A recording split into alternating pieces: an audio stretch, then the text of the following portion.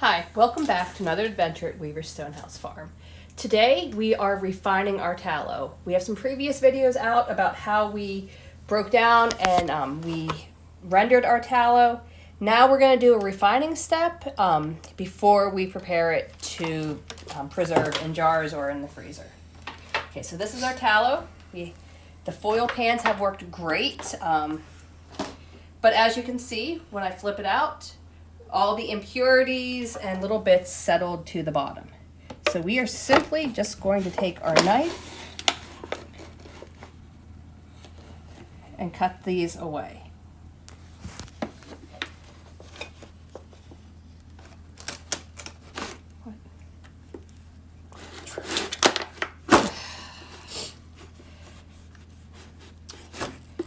Might you be trimming the fat? You can say that.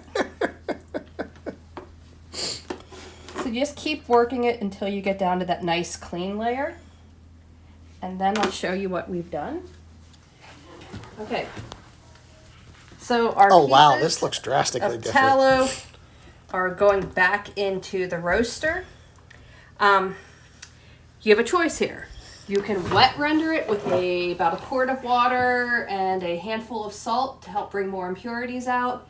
But this looks pretty good, and this is more of our cooking tallow, so I'm not really as worried about pulling out as much of that beefy smell as I can. So I'm just going to dry render it, because anytime you introduce that moisture, you have to be careful because your finished product could get some mold on it. Okay. So follow along. Our next step will be remelting this once it's solidified, trimming it if we need, and jarring it up. Awesome. This is the leaf tallow. Oh, it did look a little different. Which it's a little bit more white, so it's better for your skincare. It's a little bit more pure, so you have it's going to have less of the beefy taste. So this is what you're going to make your creams, your balms, your lotions, your soap out of, is the leaf tallow, or things that you don't want to have that, beef taste too. Nice.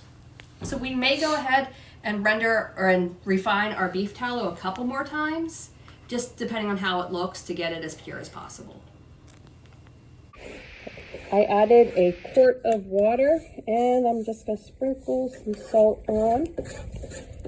And we're going to let this cook down. Now you want to take this till it's melted and then let it kind of simmer and bubble for about an hour, and then we will strain it again. So I came back to check my tallow quickly, and it's kind of hard to see, but you can see how much stuff is still coming out of it on the remelt. There's some sludgy stuff on the bottom there. So we're going to let this go and let it solidify again. So I'm back to strain the tallow. The best setup that I've come across yet is I double up my foil pans to make them a little sturdier, and then I put the rack from my roaster on top and my colander and my cheesecloth. So that way everything isn't sitting in the tallow, and I just go ahead and strain it through the cheesecloth. And I got these pans pretty full, so I'm just gonna let them sit here overnight because it's a little bit too dangerous to try to carry them downstairs to the fridge with them being, completely liquid.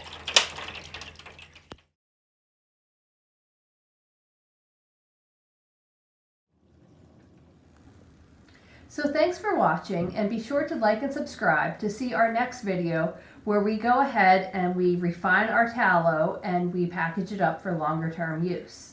Also, look for a short video coming out soon about the differences between this tallow that we made and the tallow that we're going to make from the leaf fat that we're going to use more for skincare.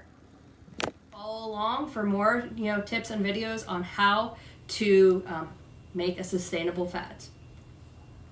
See you next time On the farm.